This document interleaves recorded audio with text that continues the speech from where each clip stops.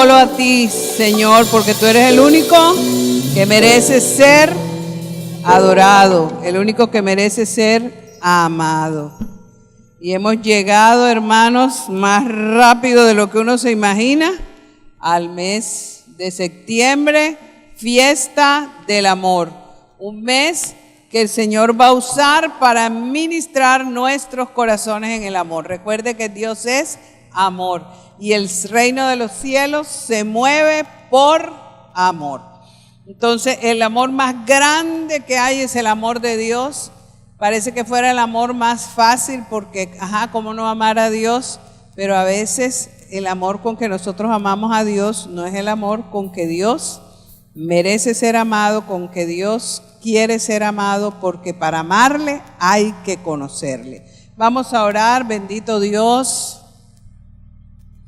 necesitamos tu Espíritu Santo, Señor, para poder recibir la revelación de tu majestad, de tu gloria, de tu autoridad, de tu poder, porque no estamos acostumbrados a tratar con un Dios como tú. Venimos, Señor, de tradiciones religiosas donde te presentaban y te conocimos como un Dios muy diferente de lo que tú eres. Pero aquí está tu pueblo hoy para recibir la revelación de tu Espíritu y poder conocerte, para también poder amarte. Espíritu Santo, ven, ayúdanos, revela a nuestros corazones el amor, el respeto y la obediencia que nosotros debemos tenerle al Padre Celestial. Dispón nuestras almas en el nombre de Jesús. Amén y amén. Las diapositivas, tenemos problemas, hermano. Bueno, nos vamos por aquí. Para amar, obedecer y adorar a Dios, hermano, hay que conocerlo. Y cuando tú no conoces su autoridad, cuando tú no conoces su poder, cuando tú no conoces su majestad, puedes tender a menospreciarlo o a ignorarlo, y eso es muy peligroso. Porque uno ama lo que uno conoce, uno respeta en lo que uno cree, y por eso obedece y adora a lo que uno admira. Pero para que esos sentimientos, para que esas virtudes se formen en uno, nosotros tenemos que recibir con certeza quién es nuestro Dios. En el Evangelio de Marcos está la respuesta de Jesús cuando a Jesús le preguntaron cuál era el mandamiento más importante que nos podía llevar a la vida eterna.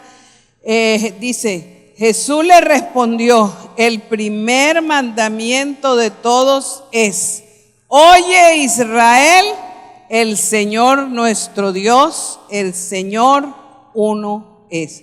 Y sigue siendo el mismo. Oye, Centro Bíblico Rodadero, el Señor nuestro Dios uno es, no hay más.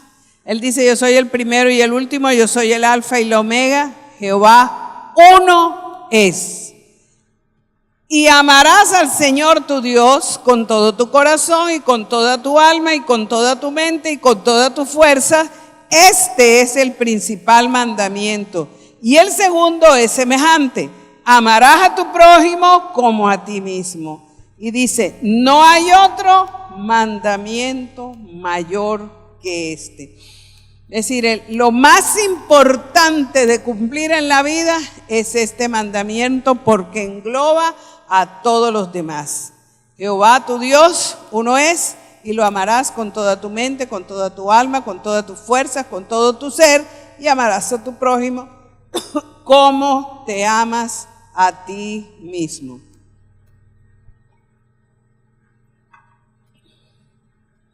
Todos los seres humanos nacemos con la necesidad de adorar a Dios. Somos creados así. Un hombre no puede vivir sin Dios. Entonces el hombre busca a alguien o algo a quien adorar, y algunos se inventan sus dioses, adoran las serpientes, adoran el sol, adoran el agua, adoran el mar, adoran las vacas, adoran los elefantes, en fin. Pero también el hombre de Dios nace con una inclinación a adorar al verdadero Dios, y allá desde los tiempos de la creación vemos a Abel ofrecer sacrificio acepto delante de Dios. De lo mejor de su ganado cogía su corderito y hacía el sacrificio, y vemos al lado a Caín ofreciendo lo que a él le pareció. Dios dijo corderos, él dijo lo mejor de mis frutas para ti.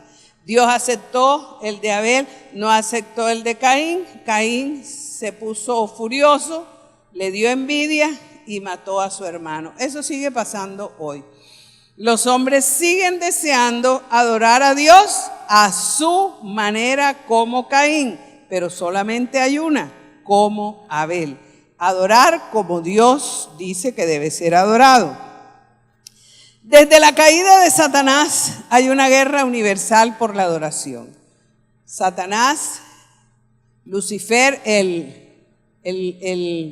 ángel más poderoso, más grande, más hermoso, el segundo después de Dios, quiso sentarse en el trono de Dios y que lo adoraran a él, porque no le bastaba el segundo lugar, quería el primero, y pidió que lo adoraran, y entonces Jehová lo castigó, dice, cayó del cielo. ¿Cómo caíste del cielo, oh lucero de la mañana? Y la tercera parte de los ángeles rebeldes se fueron al infierno y andan también en los aires como espíritus demoníacos en sus diferentes jerarquías del reino de las tinieblas. Pero desde ese día Satanás pelea por la adoración del género humano. Y ahí está Jehová, el único y poderoso que merece ser adorado. Y entonces tú y yo siempre estamos ante el asedio del diablo para que adoremos lo que él ofrece. Pero tú y yo nacimos fue para adorar a nuestro único y soberano Dios. Jehová, Dios, el creador del universo, es el único que merece ser adorado. Y él busca adoradores que le adoren en espíritu y en verdad. ¿Cómo se sintieron ahorita adorando al Señor? Parece que uno tocara un pedacito del cielo, ¿verdad? Porque fuimos hechos para eso. Nuestro corazón se conecta inmediatamente a través de la adoración. La mayor victoria de esta guerra por la adoración se ganó en la tentación de Jesús en el desierto. Después de que Jesús fue bautizado, lo llevaron al desierto, el Espíritu Santo lo llevó al desierto y tuvo un enfrentamiento con Satanás. Y en la segunda tentación, Satanás lo llevó a un monte alto y le mostró todos los reinos de la tierra. Y le dijo, si me adoras, yo te doy todo eso. Aquí está el relato en Lucas 4:6. Y le dijo el diablo, a ti te daré toda esta potestad y la gloria de ellos, porque a mí me ha sido entregada y a quien quiera la doy. Esa era verdad.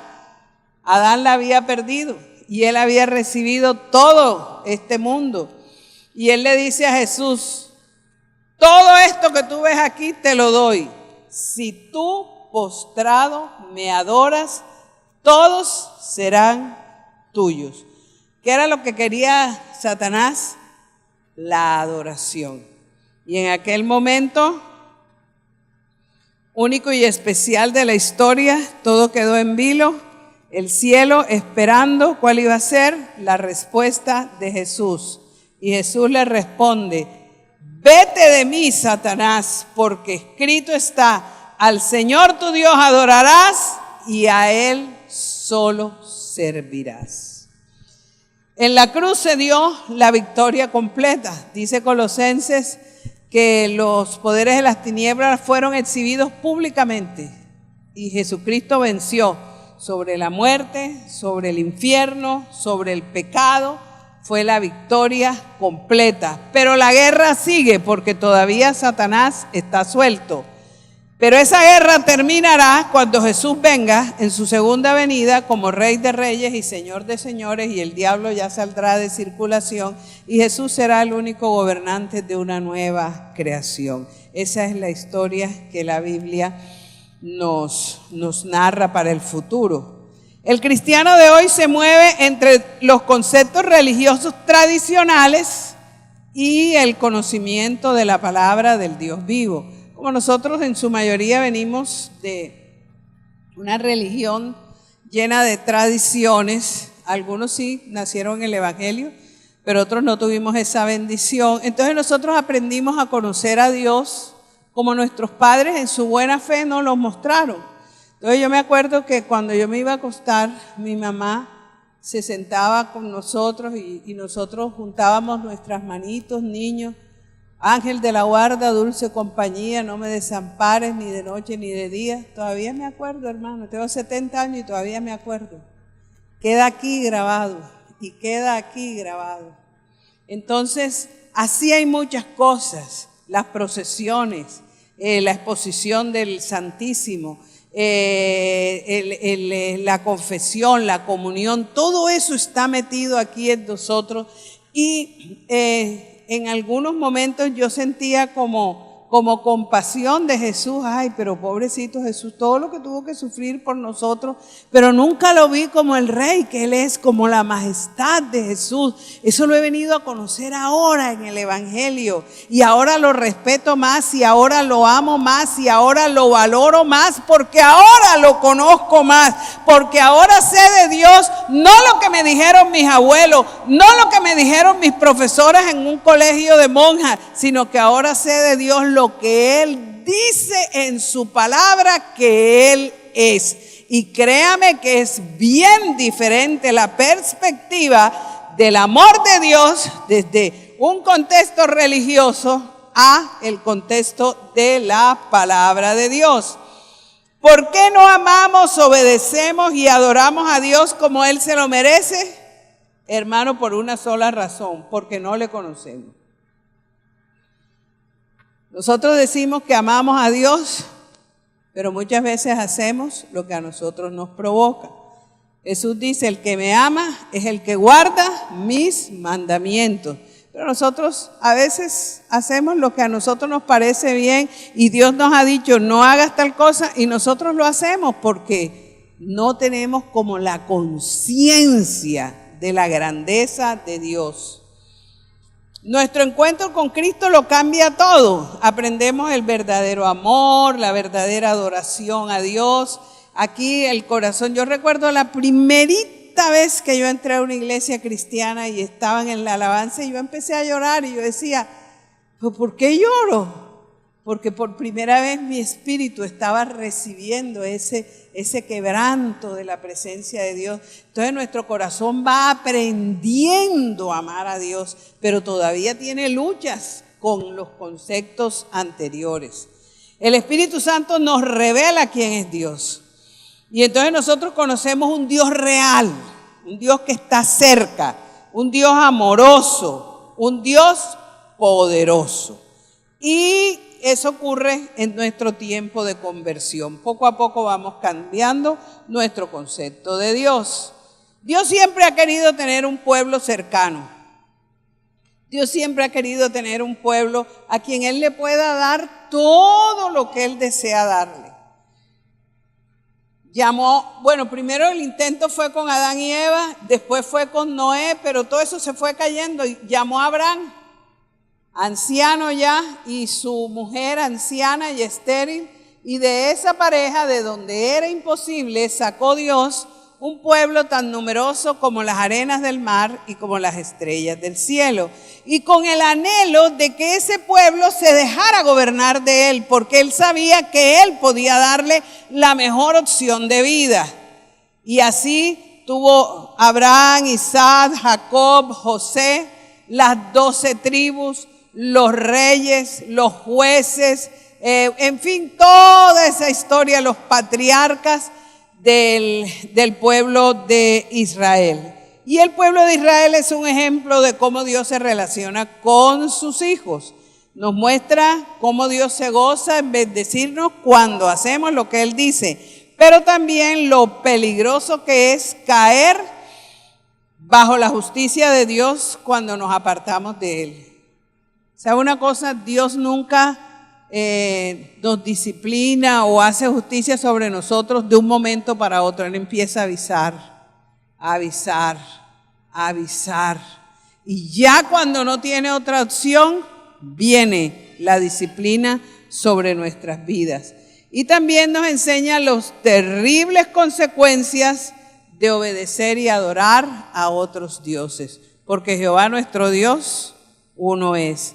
Y no quiere que adoremos a otros dioses. No podemos olvidar que Dios es amor, pero también es fuego consumidor. Y hermanos, estudiando la mente de Cristo, llegamos a un punto que nos muestra que Dios tiene el equilibrio perfecto entre el amor y la santidad. La santidad de Dios exige justicia. El amor de Dios tiene misericordia y compasión con su pueblo. Él la tiene equilibrada. Entonces tenemos un Dios que dice que es lento para la ira y grande en misericordia, pero tenemos un Dios que dice nunca tendrá por inocente al culpable. Entonces tenemos un Dios perfectamente equilibrado. El libro de Nehemías nos muestra el fracaso de un pueblo, del pueblo de Israel, pero también nos muestra el amor eterno de Dios hacia su pueblo. Y nos habla mucho a nuestras vidas. Israel había sido llevado a la cautividad por sus pecados. Jerusalén estaba desolada, sus muros estaban derribados, habían quemado las puertas de la ciudad, no tenía protección, era como tierra de nadie. Jerusalén era la joya más preciosa del pueblo de Israel, era una ciudad llena de gloria. Y por los pecados de este pueblo, que Dios los perdonaba, ellos se levantaban, volvían y se alejaban, volvía y los perdonaba, hasta que llegó un momento en que el Señor los envió cautivos al reino de Babilonia. Y el rey de Babilonia llegó y arrasó con todo, quemó los muros, las puertas, y antes lo que le permitía a una ciudad ser segura era sus muros. Como vemos nosotros las murallas allá en Cartagena, cada ciudad en esa época tenía sus muros. Cuando una ciudad no tenía muros, cualquiera entraba, tomaba lo que quería, se quedaba donde quería, y eso era como tierra de nadie. Cuando tenía muros y puertas, se cerraban a determinadas horas y el rey decía quién podía entrar y quién podía salir. Entonces, Jerusalén sin muros era una ciudad que estaba completamente indefensa y vulnerable a cualquier invasión. Ellos ahora eran esclavos. Fíjense qué cosa. Esa era la tierra que Dios les había prometido. De la tierra que Dios les había prometido, ese era el mejor lugar, Jerusalén. Y ahí en Jerusalén, en el tiempo en que Nehemías aparece, ellos son esclavos en su propia ciudad. Y eso les trae mucho dolor. Aquella nación llena de gloria estaba en ruina. Todo lo sagrado y valioso fue robado. La humillación y la pérdida fue terrible. Todos los aparatos del culto, todos los elementos, todo era hecho en oro, en plata, todo era delicado y exquisito. Todo eso se lo llevaron los reyes que los invadieron. A eso los había llevado el haberse olvidado de Dios y haberse vuelto a otros dioses. Analicemos una de las leyes que el pueblo desobedeció y los llevó a 70 años de cautiverio. Fueron varios los pecados que cometieron, pero yo cogí el que parece más chiquito, porque nosotros hay leyes que cumplimos. Nosotros no matamos, Dios nos guarde, ni robamos, digo yo, ni hacemos cosas de esas grandes, pero hay leyes que parecen chiquitas y que parece que si uno se las vuela, no pasa nada. Y tenemos aquí una de estas leyes. En Éxodo 23, versículo 10, le dice Jehová al pueblo: 6 años sembrarás tu tierra y recogerás tu cosecha, mas el 7º año la dejarás libre, para que coman los pobres de tu pueblo. Así harás con tu viña y con tu olivar. Ellos podían trabajar la tierra 6 años y el 7º año no se podía podar, no se podía sembrar, no se podía abonar, había que dejar la tierra quietecita. Y tanto ellos como los pobres del pueblo podían ir y recoger los frutos que de suyo se dieran en ese año 7º, que era un año sabático. El Levítico les dice, ya como formalizando más la norma: Jehová habló a Moisés en el monte de Sinaí diciendo: habla a los hijos de Israel y diles: cuando hayáis entrado en la tierra que yo os doy, la tierra guardará reposo para Jehová. 6 años sembrarás tu tierra y 6 años podarás tu viña y recogerás su fruto. Pero en el 7º año la tierra tendrá descanso, reposo para Jehová. No sembrarás tu tierra ni podarás tu viña. El Señor les advirtió que si ellos no obedecían eso, irían cautivos y que otros reyes dominarían sobre ellos y que estarían en gran calamidad. Pero ellos no obedecieron, no dejaron reposar la tierra. Yo me imagino que se acabó el 6º año y llegó para nosotros enero del 7º, y entonces la pareja de la familia dijo: ay, pero con tantos compromisos que hay, ¿cómo vamos a dejar de recoger cosecha este año? Nosotros necesitamos esa plata, estamos debiendo tal cosa, hay que comprar 3 taburetes más, hay que comprar una carpa más. No. Yo lo siento mucho, pero nosotros tenemos que sembrar. Además, Dios comprende nuestra situación. Además, yo no sé por qué a Dios se le dio eso de dejar la tierra 1 año sin trabajar, si uno necesita de su trabajo, y miles de argumentos que nosotros ponemos cuando Dios da una orden.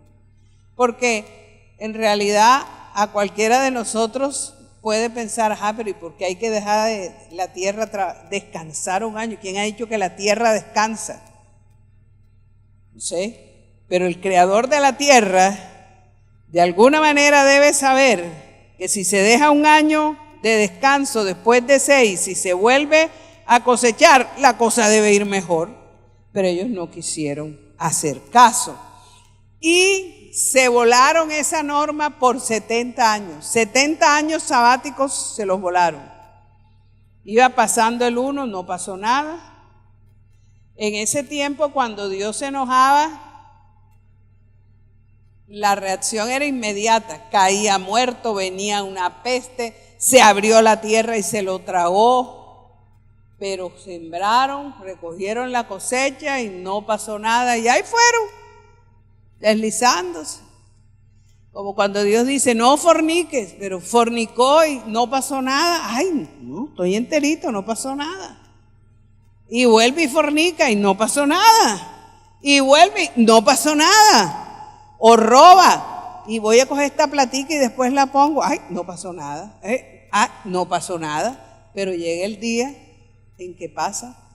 O juegas a volarte los semáforos. Cualquier cosa que no sea una cosa grande, y empiezas a jugar y a desobedecer las normas de Dios. El juicio de Dios llegó y ellos fueron llevados cautivos a Babilonia, tal como Dios les había dicho. Segundo libro de Crónicas nos muestra una ventanita de lo que pasó.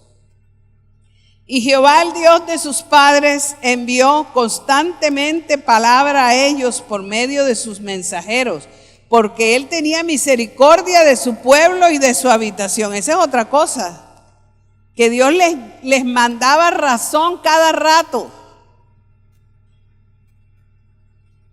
Y les decía, ojo, se están volando la cerca, ojo. Vea que si no obedecen van a caer cautivos. Mas ellos hacían escarnios de los mensajeros de Dios y menospreciaban sus palabras. Igualito pasa hoy.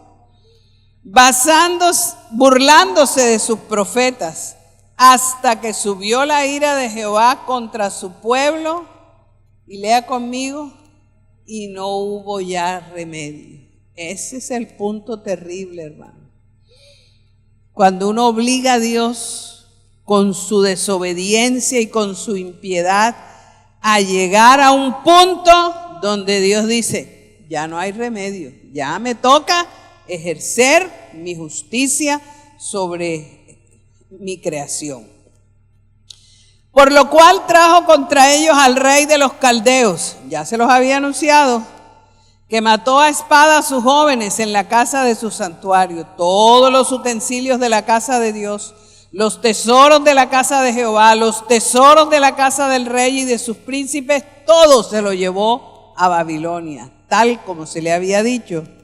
Y quemaron la casa de Dios y rompieron el muro de Jerusalén y consumieron a fuego todos sus palacios y destruyeron todos sus objetos deseables. Los que escaparon de la espada fueron llevados cautivos a Babilonia y fueron siervos de él, del rey de Babilonia y de sus hijos, hasta que vino el reino de los persas. Para que se cumpliese la palabra de Jehová por la boca de Jeremías, hasta que la tierra hubo gozado de reposo, porque todo el tiempo de su asolamiento reposó hasta que los 70 años fueron cumplidos. ¿Usted se está dando cuenta de lo que pasó ahí? Dios dijo, hay que hacer el año sabático. 6 trabajas, 1 lo dejas libre. Ellos se volaron 70 veces ese año. ¿Cuántos años estuvieron cautivos? 70. Y en esos 70 años nadie cultivó la tierra. Y la tierra descansó 70 años como Jehová lo había dicho. Porque cuando Jehová dice una cosa, se cumple. Quiera o no quiera, lo que Jehová dice, se cumple. Cuando el Señor dice algo, hermano, más te vale oírle y obedecer. Porque sepa que aunque se demore, se cumple. Nunca puedes impedir que la palabra de Dios sea cumplida. Nunca puedes impedir que la voluntad de Dios sea cumplida. Tú puedes reírte, tú puedes ignorar, tú puedes menospreciar, tú puedes hacerte el de la vista gorda, pero lo que Dios dice indefectiblemente se cumple. 70 años no dejaron descansar la tierra, 70 años descansó la tierra mientras ellos estuvieron en una terrible cautividad. Jehová escogió a Nehemías para levantar de nuevo los muros de Jerusalén, porque Dios nunca nos deja vencidos, tirados allí, siempre nos da oportunidad. Y aquel pueblo que estaba sufriendo, hermano, porque en uno de los profetas habla de esto, la gloria postrera de esta casa será mayor que la primera, es que algunos de ellos lloraban lo que era la gloria de su templo. Y Jehová los consuela y le dice, pero la gloria postrera será mayor que la primera. Siempre hay una esperanza en Dios. Y Jehová escogió a Nehemías para levantar los muros. Y él le pidió al rey que lo ayudara. El rey le dio recursos, se fue y empezó a reconstruir la ciudad de sus padres. Su gran obra fue atacada por muchos enemigos, hermano. A lo que Nehemías puso el pie en Jerusalén, se levantó el mismo diablo. Sanbalat, Tobías, Gesén el árabe, los mismos compañeros de ellos, de ahí de los judíos, se levantaron para impedir que la ciudad fuera reconstruida. Pero es que Dios lo había mandado a construir los muros y los iba a construir por encima del que fuera. Porque también te digo eso, cuando Dios te va a mandar una bendición a ti, no hay diablo que la ataje. No hay diablo que la ataje.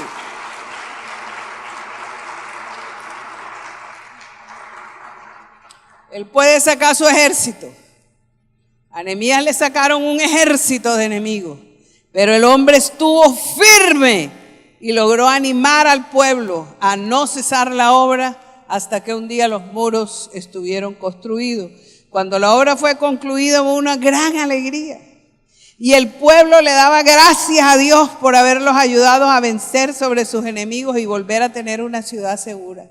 El día que esos israelitas vieron a Jerusalén, su monumento, su joya, con todas sus murallas construidas y sus puertas colocadas, dice que el alborozo de ellos, los cánticos, se oían en los pueblos vecinos.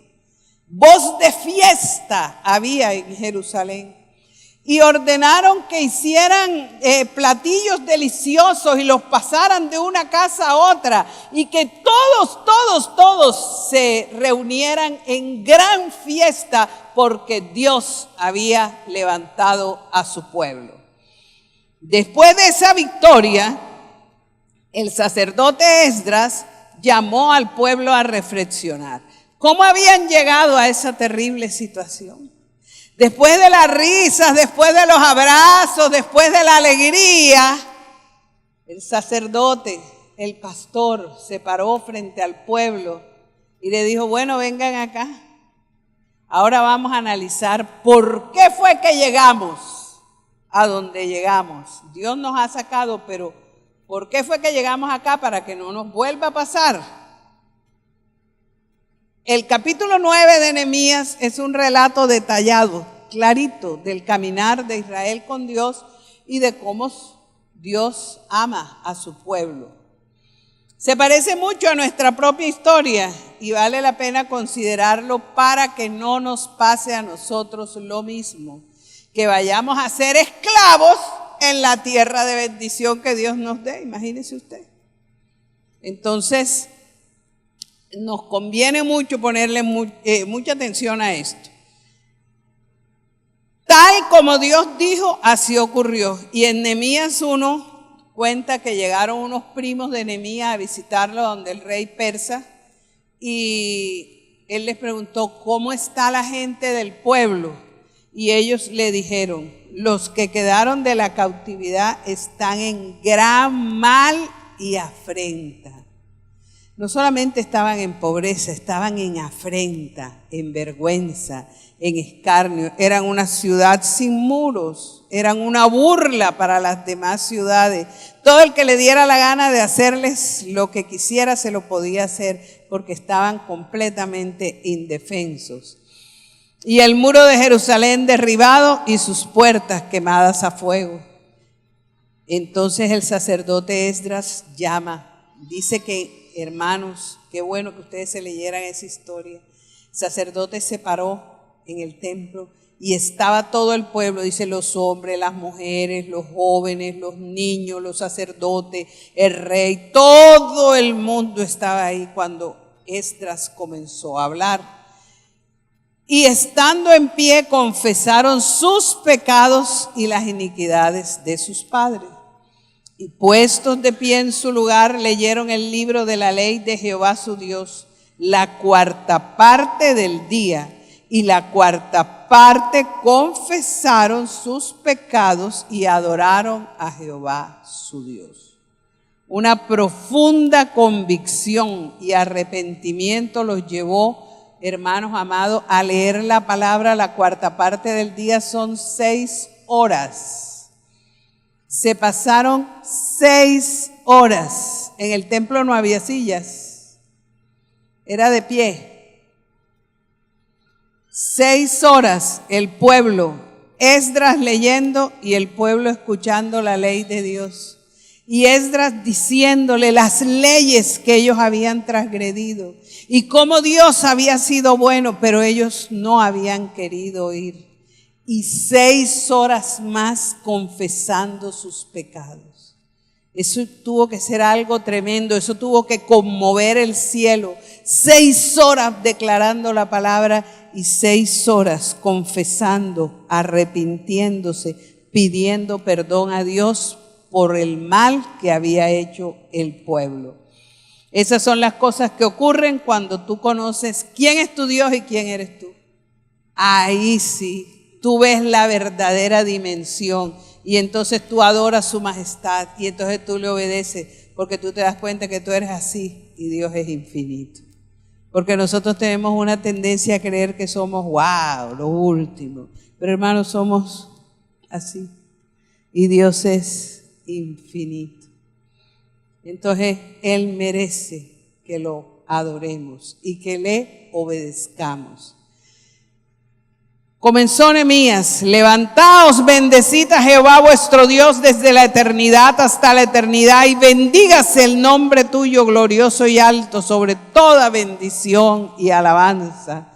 Tú solo eres Jehová. Tú hiciste los cielos y los cielos de los cielos con todo su ejército, la tierra, todo lo que está en ella, los mares, todo lo que hay en ellos. Y tú vivificas todas estas cosas y los ejércitos de los cielos te adoran.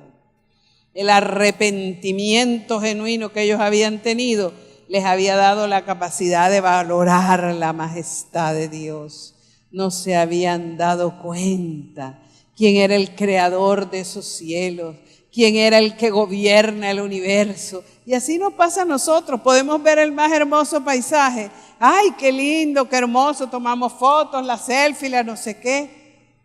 Pero no te das cuenta la grandeza del creador y la necesidad que tienes de Él. Esdras les recordó las cosas extraordinarias que Dios había hecho.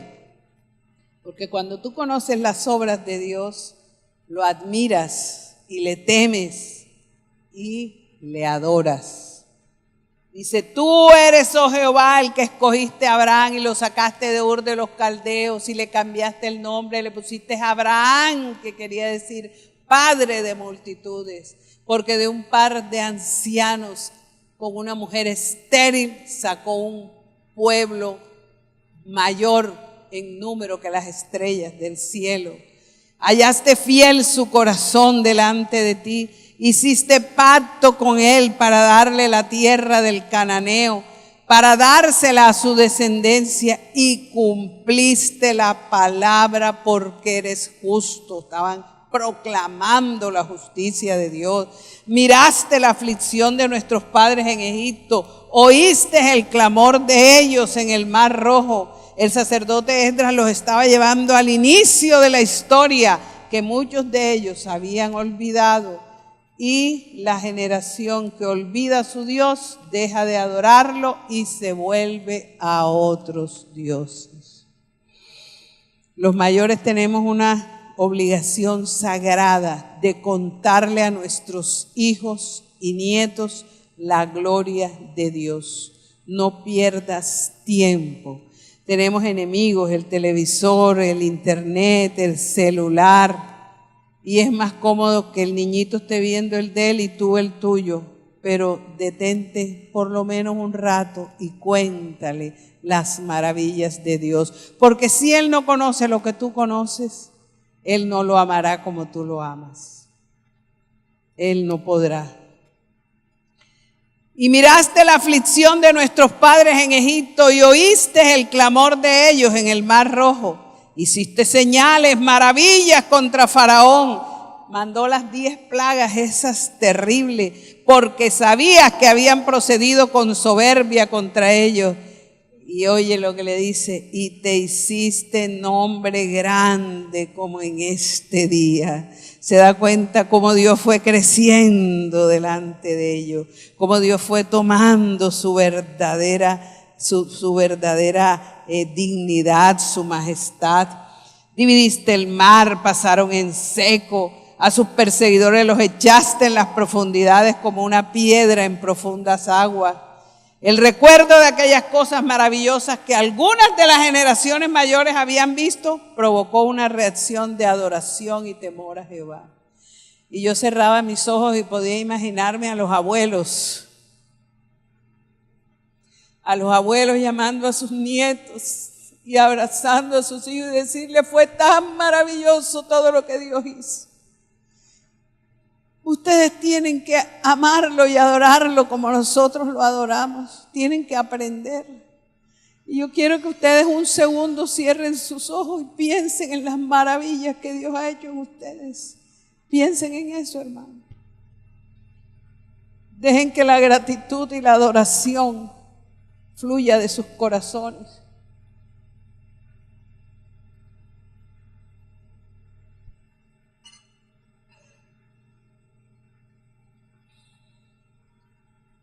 Habían olvidado los mayores contar a sus hijos las maravillas que ellos vieron, y por eso aquella generación ignorante de estas cosas tendía a alejarse de Dios.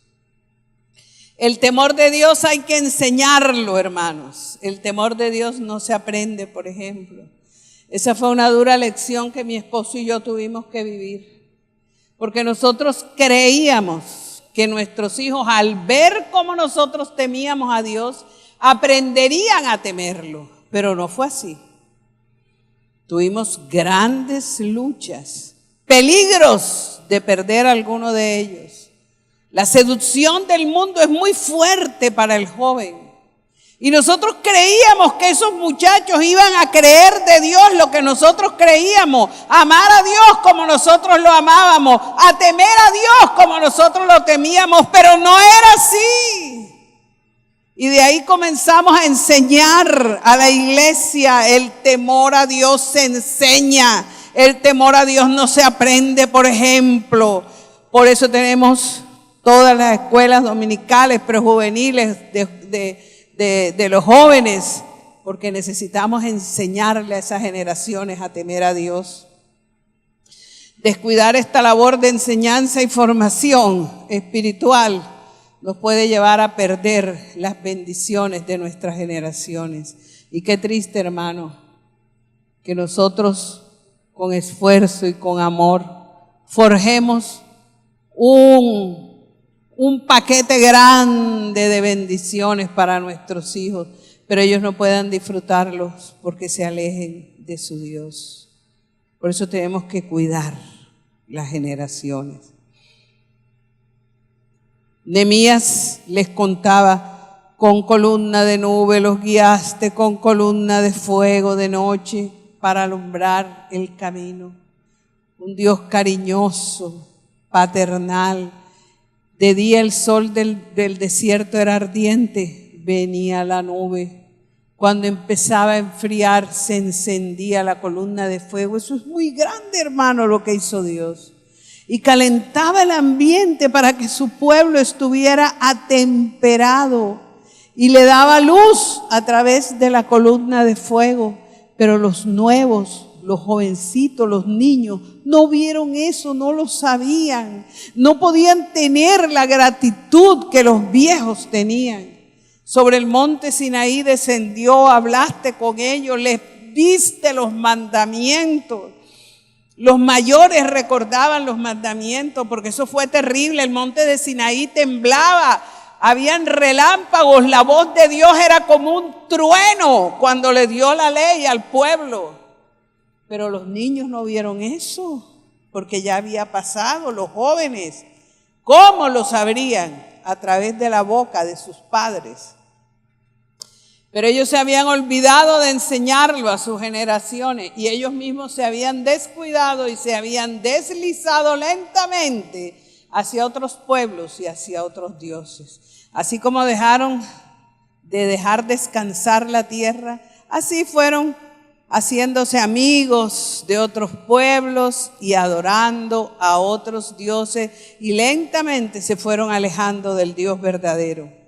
Quiero que sepas, amado hermano, que las leyes y los principios de Dios se cumplen aunque tú los olvides o los ignores. Se cumplen. Tú puedes hacerte el loco, tú puedes ser tolerante, alcahueta, tú puedes ser como el de la vista gorda, pero aunque lo ignores, las leyes de Dios se cumplen.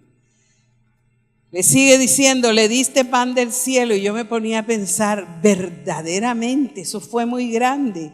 Un pueblo, hermano, en un desierto donde no había nada que comer, miraban así y del cielo caía el pan que comían cada día. Eso fue algo extraordinario. Y estaba tan bien balanceado que no se enfermaron nunca. Pero los jóvenes no lo sabían. Les dio agua de la peña, los llevó a que entraran a la tierra prometida. Pero dice Nehemías, mas ellos y nuestros padres fueron soberbios y endurecieron su cerviz y no escucharon sus mandamientos. Fueron soberbios como nosotros. No quisieron oír ni se acordaron de tus maravillas que habías hecho con ellos. Antes endurecieron su cerviz. ¿Sabes qué es endurecer la cerviz? Nadie me baja la cabeza. Pero tú eres Dios que perdonas, clemente y piadoso, tardo para la ira y grande en misericordia, porque aún así no los abandonó. El hombre natural lleva en su corazón la rebelión, hermano, el orgullo contra Dios. Y a pesar de todas las cosas que ven de Dios, se rehúsan a rendirse a Él. A mí me ha pasado con familiares míos. Yo les he dicho, ¿por qué no miras lo que Dios ha hecho en nosotros? ¿Por qué no miras lo que te ha tocado vivir? Pero endurecen su cerviz y siguen en su lugar. Porque el hombre tiene una rebelión para obedecer a Dios. Cometieron pecados terribles, hicieron un becerro de oro y dice que se inclinaban y le decían al becerro, tú eres el Dios que nos sacó de Egipto. Después de todo lo que Dios había hecho por ellos. A pesar de todo eso, Dios no los abandonó. De día tenían la columna, de noche tenían el fuego. Dios siempre ha sido cercano, ¿sabe? Amante y protector de su pueblo. Se anticipa a resolverle las cosas que el hombre necesita. Nosotros como padres, ustedes, yo me doy cuenta que a uno de mis hijos le falta algo y no me lo tiene que pedir. Yo busco la manera y proveo lo que mi hijo necesita. Y eso somos nosotros que somos malos. Ahora imagínese cómo lo ama Dios a usted. Está pendiente de todo lo que usted necesita, pero a veces Él no puede actuar por nuestra rebelión, por nuestra impiedad. Los sustentó en el desierto, no se envejecieron los vestidos, no se les hincharon los pies. Les dio reinos grandes y poderosos. Pueblo, poseyeron las tierras que Él les había prometido, se multiplicaron como las estrellas del cielo. Todo eso pasó. Humilló a los reyes de los cananeos, los venció, les entregó la tierra. Y dice Nehemías, tomaron ciudades fortificadas y tierra fértil y heredaron casas llenas de todo bien, cisternas hechas, viñas y olivares y muchos árboles frutales. Comieron, se saciaron y se deleitaron en tu gran bondad. Así nos ha pasado a muchos de nosotros. Dios nos ha dado cosas que no trabajamos, que no merecíamos. Nos las entregó. Y nuestros hijos las disfrutan. Pero te provocaron a ira y se rebelaron contra ti y echaron tu ley tras sus espaldas. Mataron a tus profetas que protestaban contra ellos para convertirlos a ti e hicieron grandes abominaciones. Entonces los entregaste en manos de sus enemigos, los cuales los afligieron. Pero en el tiempo de la tribulación clamaron a ti. Y voy a pasar estas dos por el tiempo, porque ellos, ¿qué hacían? Se iban a lo profundo de la desesperación, clamaban a Dios, Dios los bendecía, y a los que estaban en bendición volvían y se alejaban a los otros dioses, y clamaban y Dios volvía y los sacaba. Les amonestaste a que se volviesen a tu ley, pero ellos se llenaron de soberbia, no oyeron tus mandamientos, sino que pecaron contra tus juicios, los cuales si el hombre hiciere, en ellos vivirá. Los juicios de Dios, si tú los cumples, a ti te irá bien. Se rebelaron, no escucharon. El reconocer todo ese camino que ellos habían llevado, de alejarse de Dios cuando estaban bien, de buscar a Dios cuando estaban mal, los llevó al arrepentimiento, a reconocer, como nos dijo el pastor Igor, se miraron al espejo y dijeron, definitivamente el culpable está ahí en el espejo, soy yo. Tuvieron que reconocerlo. Ahora pues, Dios nuestro, temible, que guardas el pacto y la misericordia, no sea tenido en poco delante de ti todo el sufrimiento que ha alcanzado a mi pueblo. Cuánto habían sufrido. Y él le dice, los reyes, los sacerdotes, los profetas, los hombres, las mujeres, los niños, todos hemos sufrido por haber pecado. Pero tú eres justo, dice Nehemías, dice Esdras, tú eres justo en todo lo que ha venido sobre nosotros, porque rectamente has hecho, mas nosotros hemos hecho lo malo. Porque ya le había dicho todas esas cosas. Nuestros reyes, nuestros príncipes, nuestros sacerdotes, nuestros padres no pusieron por obra tu ley, ni atendieron a tus mandamientos con que los amonestabas.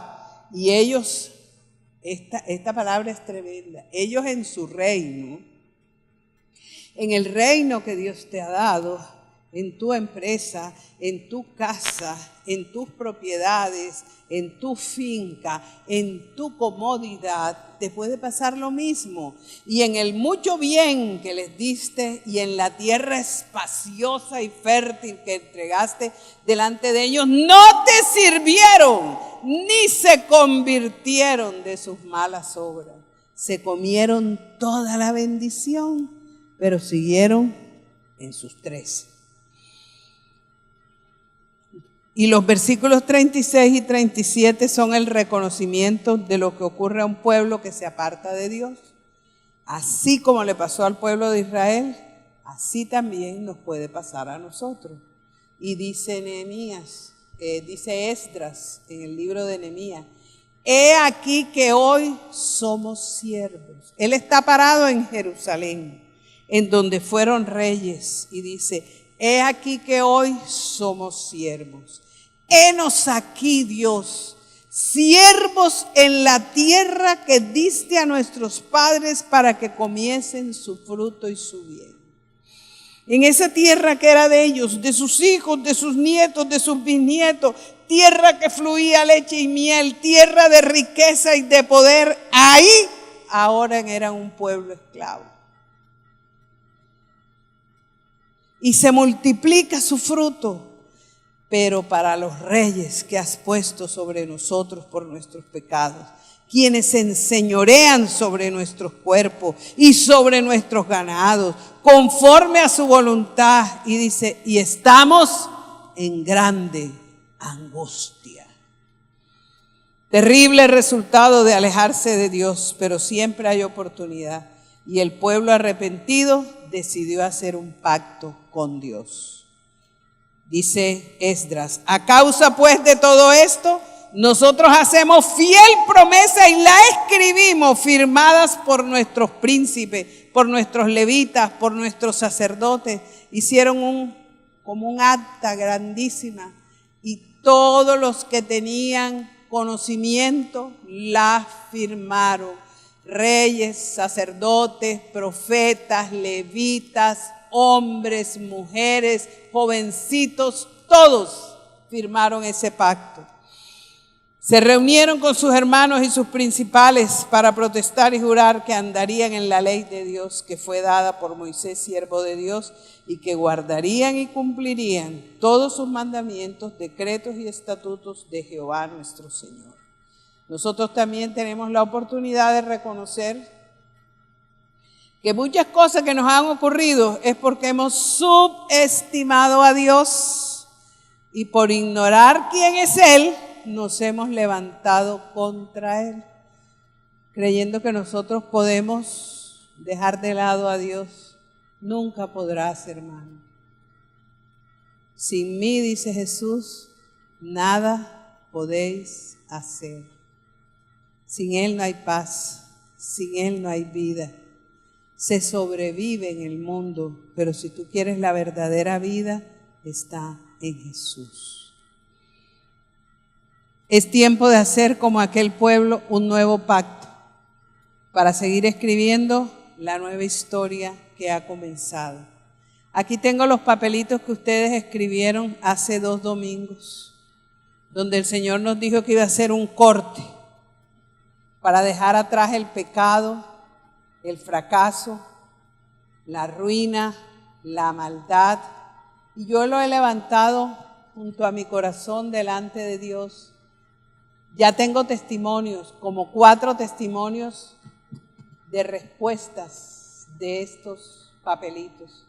Creo que Dios está haciendo una obra grande y hoy la vamos a reforzar haciendo un pacto. Aquí vienen los niños jóvenes, los preadolescentes y vamos a venir al altar y le vamos a decir a Dios: Señor, de aquí en adelante queremos obedecerte solo a ti. Aquí están sus niños, pueden venir por familias, vamos a reunirnos y vamos a decirle al Señor que queremos ser solo de Él, amarlo solo a Él.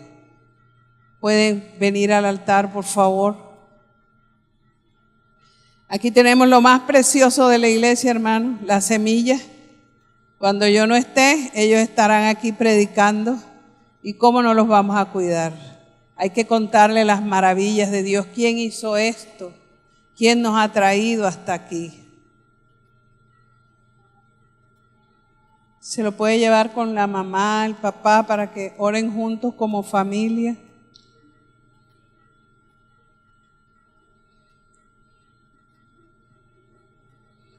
Busquen a su papito y a su mamita, corre. Busquen a su papito y a su mamita. Y vamos a orar.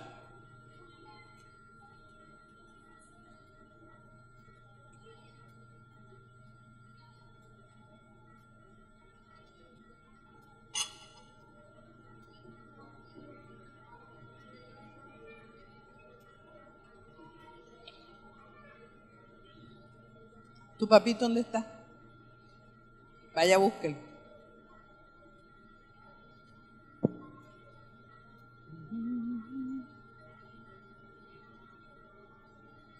Se puede subir un poquito, si no caben allá, súbase un poquito en las gradas.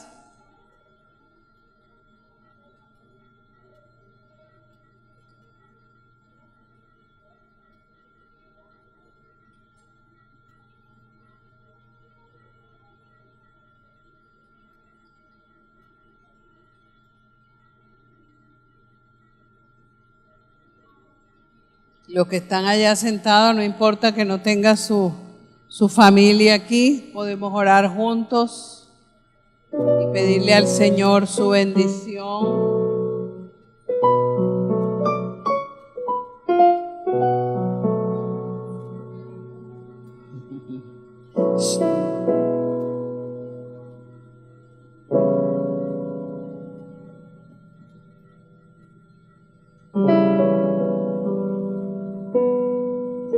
Vamos Vamos a hacer un pacto con el Señor, hermanos. Padre Santo, en esta hora, como familia venimos a presentarnos delante de ti, Señor. Gracias por la vida, gracias por mi esposo, gracias por la esposa, gracias por mis hijos amados. Gracias por mis nietos, por mi yerno, por mis nueras. Es la familia que me has dado. Por cada familia que está aquí representada, Señor. Como aquel día en el templo de Israel con el sacerdote Esdras, el pueblo reconoció sus errores y se arrepintió de corazón. Y vinieron ante ti, Señor, así venimos nosotros hoy. Haz tu propia oración, hermano. Y dile: Padre Santo, reconozco mis pecados.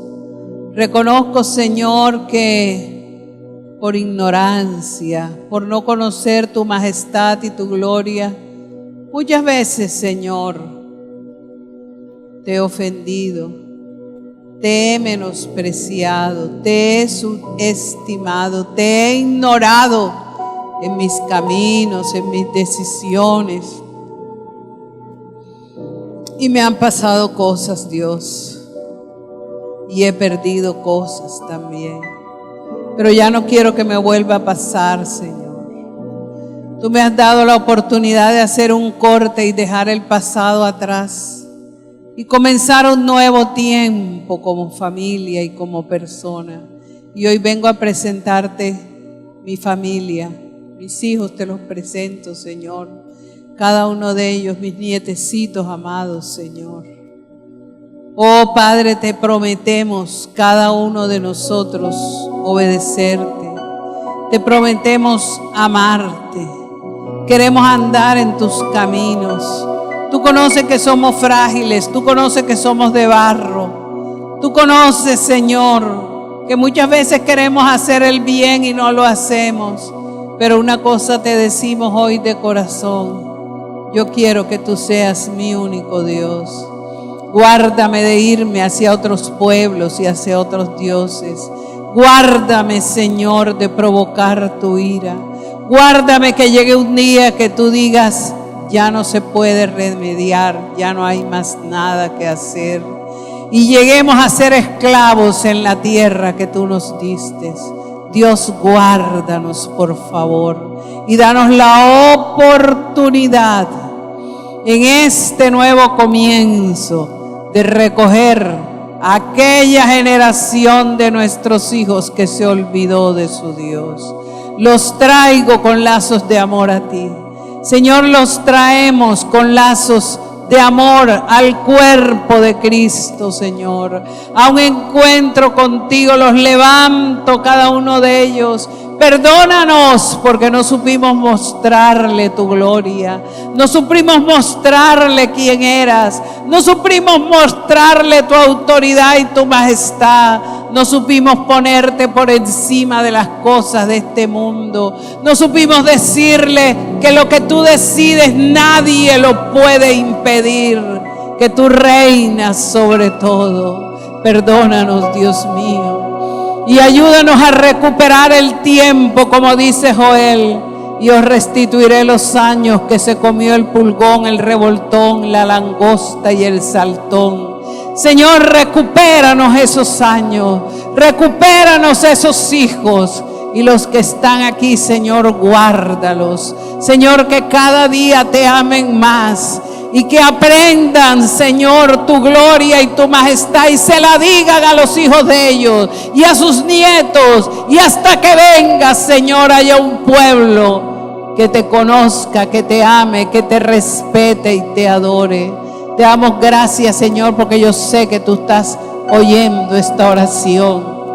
Sé que en el libro de los cielos está escrito. Sé que tú no desoyes la oración de un pueblo que se humilla, como en aquel día se humilló Israel, así estamos humillados delante de ti, Señor, y recibimos tu perdón y recibimos tu bendición. En el nombre de Cristo Jesús, Amén y amén. Gloria al Señor. Gloria al Señor. Padre, colocamos la semana que comienza en tus manos. Bendice cada día, bendice las familias, bendice la casa, Padre Santo. Bendice el viernes, nuestro tiempo de recreación para celebrar el amor y la amistad. Bendice, Señor, los caminos de tu pueblo en el nombre de Jesús. Amén y amén. Recuerden, allá están las entradas para José Ordóñez. Allá abajo tenemos Cayeye Misionero. Allá están vendiendo Cayeye para las misiones. Delicioso. Entonces, no se vaya, sí.